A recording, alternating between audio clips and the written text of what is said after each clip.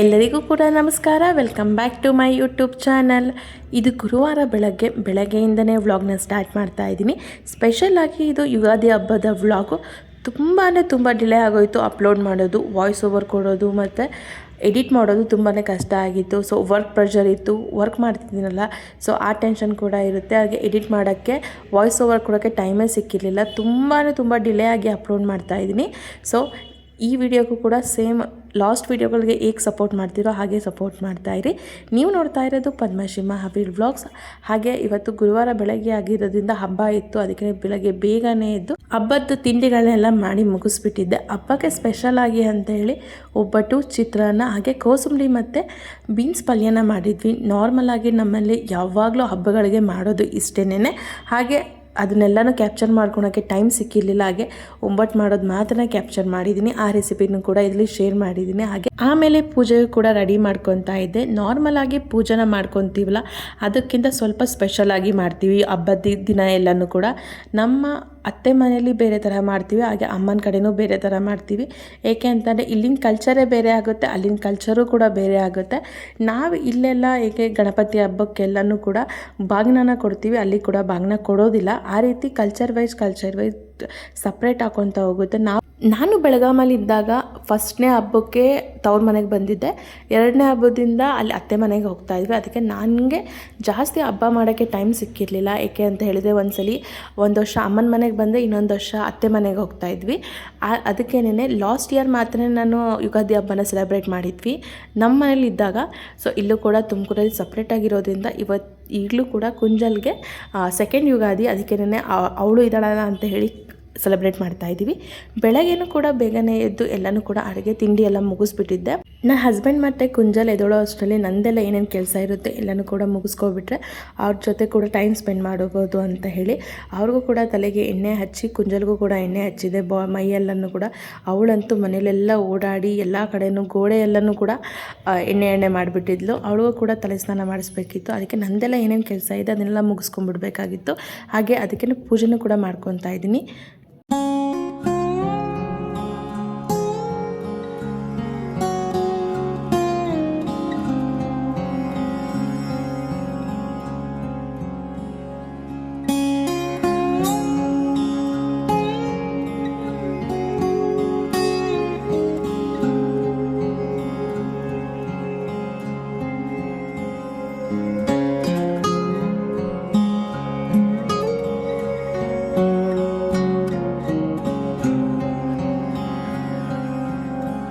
ಫಸ್ಲು ಪೂಜೆನೂ ಕೂಡ ಎಲ್ಲ ಮುಗಿಸ್ಕೊಂಡು ನಾನು ಕೂಡ ಪೂಜೆನೂ ಕೂಡ ಮಾಡ್ಕೊಂಡ್ಬಿಟ್ಟಿದ್ದೆ. ಅವ್ರು ಎದೊಳೋ ತನಕ ಕಾಯಬೇಕು ಅಂತ ಹೇಳಿದರೆ ಪೂಜೆ ತುಂಬಾ ಡಿಲೇ ಆಗುತ್ತೆ. ಅದಕ್ಕೆ 6 ಇಲ್ಲ 6:30 ಅಷ್ಟೊಗೆ ಪೂಜೆನ ಮುಗಿಸ್ಕೊಂಡ್ಬಿಡೋಣ ಅಂಥೇಳಿ ನಾನು ಕೂಡ ಪೂಜೆನ ಮುಗಿಸ್ಕೊಂಡೆ. ದೇವರಿಗೆ ಹೂವಿನ ಅಲಂಕಾರ ಮಾಡಿದ್ರೆ ಅದನ್ನು ನೋಡೋಕ್ಕೆ 2 ಕಣ್ಣು ಸಾಲದು ಅಂತಲೇ ಹೇಳ್ತಾರೆ. ಮುಂಚೆ ಹೂವು ಇಟ್ಟಿದ್ದಲ್ಲೇ ಇವಾಗ ನೋಡಿದ್ರೆ ಎಲ್ಲ ಒಂದು ಸ್ವಲ್ಪ ಖಾಲಿ ಅನಿಸುತ್ತೆ. ಇವಾಗ ನೋಡ್ತಾ ಇದ್ದೀರಲ್ಲ, ಎಷ್ಟು ನೋಡ್ತಾನೇ ಇರಬೇಕು ಅಂತ ಅನಿಸುತ್ತೆ. ನಾನು ಪ್ರತಿ ಶುಕ್ರವಾರ ಪೂಜೆ ಮಾಡಿದಾಗೂ ಅಷ್ಟೇ ನನಗಂತೂ ಎಷ್ಟು ಖುಷಿ ಆಗುತ್ತೆ ಅಂತ ಹೇಳಿದ್ರೆ, ಮನಸ್ಸಿಗೆ ಏನೋ ಒಂಥರ ನೆಮ್ಮದಿ ಸಿಗುತ್ತೆ ಪೂಜೆ ಮಾಡಿದ್ರೆ. ಅದಕ್ಕೆ ದೇವರಿಲ್ಲ ಅಂತ ಅಂತಾರೆ, ಬಟ್ ಆದರೆ ದೇವರಿದ್ದಾನೆ ಅನ್ನೋದನ್ನು ನಮ್ಮೊಳಗಡೆ ದೇವ್ರು ಇರ್ತಾನೆ. ಯಾಕೆ ಅಂತ ಹೇಳಿದ್ರೆ, ಈಗ ನಾವು ನಾರ್ಮಲಾಗಿ ಮನೇಲಿ ಪೂಜೆ ಮಾಡ್ದಲ್ಲ ಇದ್ರೆ ಏನೋ ಒಂಥರ ಕಿರಿಕಿರಿ ಅನ್ನಿಸಿರ್ತೈತೆ, ಏನೋ ಒಂಥರ ಕಳ್ಕೊಂಡಂಗಿರುತ್ತೆ. ಅದೇ ಮನೆಗೆ ದೇವ್ರಿಗೆ ಹೂವನ್ನ ಹಾಕಿ ದೀಪನ ಹಚ್ಚಿದ್ರೆ ಏನೋ ಒಂಥರ ಮನಸ್ಸಿಗೆ ನೆಮ್ಮದಿ, ಹಾಗೆ ಎಲ್ಲನೂ ಕೂಡ ಕೆಲಸನೂ ಕೂಡ ಸುಸೂತ್ರವಾಗಿ ನಡೆಯುತ್ತೆ. ಅದು ಏನೋ ಒಂಥರ ನಂಬಿಕೆ, ಅದರಲ್ಲೇ ದೇವರಿದ್ದಾನೆ ಅಂಥೇಳಿ. ಸೊ ಪೂಜೆನೂ ಕೂಡ ಎಲ್ಲ ಮುಗಿಸ್ಕೊಂಡೆ. ಆಮೇಲೆ ಅದ್ರ ಜೊತೆಗೇ ಚಿತ್ರಾನ್ನ, ಕೋಸಂಬರಿ, ಹಾಗೆ ಬೀನ್ಸ್ ಪಲ್ಯನೂ ಮಾಡಿ ಎತ್ತಿಟ್ಟಿದ್ದೆ. ಒಬ್ಬಟ್ಟು ಮಾಡೋಣ ಅಂಥೇಳಿ. ನಾನು ಫಸ್ಟ್ ಟೈಮ್ ಒಬ್ಬಟ್ಟು ಮಾಡ್ತಿರೋದು. ಲಾಸ್ಟ್ ಟೈಮು ಕೂಡ ಒಬ್ಬಟ್ಟು ಮಾಡಿದ್ದೆ, ಬಟ್ ಇದು ಸೆಕೆಂಡ್ ಟೈಮು. ಲಾಸ್ಟ್ ಟೈಮ್ ಅದರ ಏನೋ ಅಂತೇಳಿ ರೆಸಿಪಿ ನೋಡಿ ಮಾಡಿದ್ದೆ ಅಷ್ಟೇ. ಕಾಯಿ ಒಬ್ಬಟ್ಟು ಮಾಡಿದ್ದೆ. ಎಲ್ಲ ಥರನೂ ಅಡುಗೆ ಮಾಡ್ತೀನಿ, ಬಟ್ ನನಗೆ ತುಂಬ ಡಿಫಿಕಲ್ಟ್ ಅಂತಂದರೆ ಒಬ್ಬಟ್ಟು ಮಾಡೋದು. ಏಕೆಂದರೆ ಅದು ಪಾಕನೇ ಕರೆಕ್ಟಾಗಿ ಬರೋದಿಲ್ಲ. ಸ್ವಲ್ಪ ಏನಾರ ಹೆಚ್ಚು ಕಡಿಮೆ ಆಯಿತು ಅಂದರೆ ಫುಲ್ ರೆಸಿಪಿನೇ ಕೆಟ್ಟೋಗ್ಬಿಡುತ್ತೆ. ಅದಕ್ಕೇನೆ ಲಾಸ್ಟ್ ಟೈಮ್ ಮಾಡಿದಾಗ ನಾನು ಕಾಯಿ ಒಬ್ಬಟ್ಟು ಮಾಡಿದ್ದೆ, ಅದು ಒಂಚೂರು ಪರವಾಗಿಲ್ಲ, ಅಂದರೆ ಫುಲ್ ಕೆಟ್ಟೋಗ್ಬಿಟ್ಟಿತ್ತು. ಅದು ಸ್ವಲ್ಪ ತಿನ್ಬೋದಿತ್ತು ಅಷ್ಟೇ. ಬಟ್ ಈ ಸಲ ಫಸ್ಟ್ ಟೈಮು ನಾನು ತೊಗರಿಬೇಳೆನ ಹಾಕಿ ಒಬ್ಬಟ್ಟು ಮಾಡಿದ್ದೆ. ತುಂಬ ಚೆನ್ನಾಗಿ ಬಂದಿತ್ತು. ಬಟ್ ನಮ್ಮಮ್ಮ ಹೇಳ್ತಾಯಿದ್ರು, ಹೂರ್ಣನ ಜಾಸ್ತಿ ತೊಗೋಬಾರ್ದು, ಸ್ವಲ್ಪ ಅಷ್ಟೇ ತೊಗೋಬೇಕು ಅಂಥೇಳಿ. ನಾನೇನು ಫಸ್ಟ್ ಟೈಮ್ ಅಲ್ವಾ, ನಂಗೆ ಅಷ್ಟೊಂದು ಏನೂ ಗೊತ್ತಾಗಲಿಲ್ಲ ಹೆಂಗೆ ಮಾಡಬೇಕು ಅಂಥೇಳಿ.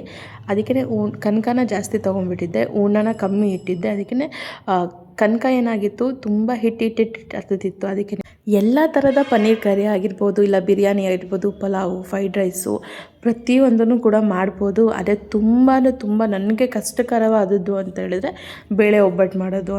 ಬಟ್ ಅದರಲ್ಲೂ ಕೂಡ ಟ್ರೈ ಮಾಡಿದ್ದೀನಲ್ಲ, ಅದಕ್ಕೆ ಬೆಸ್ಟ್ ಅನ್ನಬೇಕು. ಅದು ಯಾವಾಗ ನನಗೆ ಈ ರೀತಿ ಬೇಯಿಸ್ಬೇಕಾದ್ರೆ ಉಲ್ಟಾ ಮಾಡಿದ್ನಲ್ಲ, ಅದು ಎಷ್ಟು ಚೆನ್ನಾಗಿ ಕಾಣ್ತಿತ್ತು ಅಂತ ಹೇಳಿದ್ರೆ ತುಂಬ ಚೆನ್ನಾಗಿ ಬಂದಿತ್ತು. ಬಟ್ ಟೇಸ್ಟು ಕೂಡ ತುಂಬ ಚೆನ್ನಾಗಿತ್ತು. ಬಟ್ ಅದು ಮೇಲ್ಗಡೆ ಕನಕನ ಹಾಕ್ತೀವಲ್ಲ, ಅದು ಸ್ವಲ್ಪ ಜಾಸ್ತಿ ಆಗೋಗಿತ್ತು ಅಷ್ಟೇ.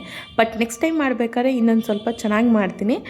ಹಾಗೆ ಎಲ್ಲನೂ ಕೂಡ ರೆಡಿ ಆಗಿತ್ತಲ್ಲ, ಸೊ ಅದಕ್ಕೆ ಅವ್ರಿಗೂ ಕೂಡ ತಿಂಡಿ ಕೊಡೋಣ. ಅವ್ರದ್ದು ಕೂಡ ಸ್ನಾನ ಆಗಿತ್ತು. ಹಾಗೆ ಹಬ್ಬದ ದಿನ ಎಲ್ಲನೂ ಕೂಡ ತಿಂದ್ಕೊಂಡು ದೇವಸ್ಥಾನಕ್ಕೂ ಕೂಡ ಹೋಗಿ ಬಂದ್ವಿ. ಇವತ್ತು ಯುಗಾದಿ ಹಬ್ಬ ಆಗಿರೋದ್ರಿಂದ ಸೊ ಬೇವು ಬೆಲ್ಲನ ತಿಂದು ಎಲ್ಲರೂ ಕೂಡ ಒಳ್ಳೆ ಮಾತಾಡಿ, ಹಾಗೆ ಬೇವು ಬೆಲ್ಲ ಅಂತ ಹೇಳಿದ್ರೆ ಬರೀ ಬೇವನ್ನು ಕೂಡ ತಿನ್ನಬಾರ್ದು, ಹಾಗೆ ಬರೀ ಬೆಲ್ಲನೂ ಕೂಡ ತಿನ್ನಬಾರ್ದು. ಎಲ್ಲನೂ ಕೂಡ ಸಮ ಪ್ರಮಾಣದಲ್ಲಿ ಅನುಸರಿಸ್ಬೇಕು ಅಂತ ಹೇಳೋಕ್ಕೇನೆ ಈ ಹಬ್ಬನ ನಾವು ಸೆಲೆಬ್ರೇಟ್ ಮಾಡೋದು. ಜೀವನದಲ್ಲಿ ಎಲ್ಲನೂ ಕೂಡ ನಮಗೆ ಒಳ್ಳೆಯದೇ ಆಗ್ತಿದೆ ಅಂತ ಹೇಳಿದ್ರೆ ಕೆಟ್ಟದಕ್ಕೆ ಬೆಲೆನೇ ಇರೋದಿಲ್ಲ. ಹಾಗೆ ನಮ್ಮನ್ನು ಕೂಡ ಹಿಡಿಯೋಕ್ಕೆ ಆಗೋದಿಲ್ಲ. ಅದಕ್ಕೇನೆ ಜೀವನದಲ್ಲಿ ಕಹಿ ಮತ್ತು ಸಿಹಿ ಎರಡೂ ಕೂಡ ಇರಬೇಕು. ಎರಡೂ ಕೂಡ ಸಮ ಪ್ರಮಾಣದಲ್ಲಿ ಇತ್ತು ಅಂತೇಳಿದ್ರೆ ಜೀವನದಲ್ಲಿ ತುಂಬ ಚೆನ್ನಾಗಿರುತ್ತೆ. ಹಾಗೆ ನಾನು ಕೂಡ ಫ್ಲಿಪ್ಕಾರ್ಟಿಂದ ಒಂದು ಡ್ರೆಸ್ಸನ್ನು ಕೂಡ ಪರ್ಚೇಸ್ ಮಾಡಿದ್ದೆ ಹಬ್ಬಕ್ಕೆ ಅಂಥೇಳಿ. ಅದನ್ನು ಕೂಡ ಹಾಕೊಂಡು ರೆಡಿ ಆಗಿದ್ದೆ ದೇವಸ್ಥಾನಕ್ಕೆ ಹೋಗೋಣ ಅಂಥೇಳಿ. ಈ ಡ್ರೆಸ್ಸಿನ ಲಿಂಕ್ ಬೇಕು ಅಂತ ಹೇಳಿದ್ರೆ ಲಿಂಕ್ ಅಂತ ಕಮೆಂಟ್ ಮಾಡಿ, ಇಲ್ಲ ಡಿಸ್ಕ್ರಿಪ್ಷನ್ ಬಾಕ್ಸಲ್ಲಿ ಟ್ಯಾಗ್ ಮಾಡಿರ್ತೀನಿ, ಅದನ್ನು ಕೂಡ ಚೆಕ್ ಮಾಡ್ಕೊಬೋದು. ಇದಾಗಿತ್ತು ಇವತ್ತಿನ complete video. So next video ಜೊತೆ ಸಿಗ್ತೀನಿ. ಅಲ್ಲಿ ತನಕ ಥ್ಯಾಂಕ್ಸ್ ಫಾರ್ ವಾಚಿಂಗ್.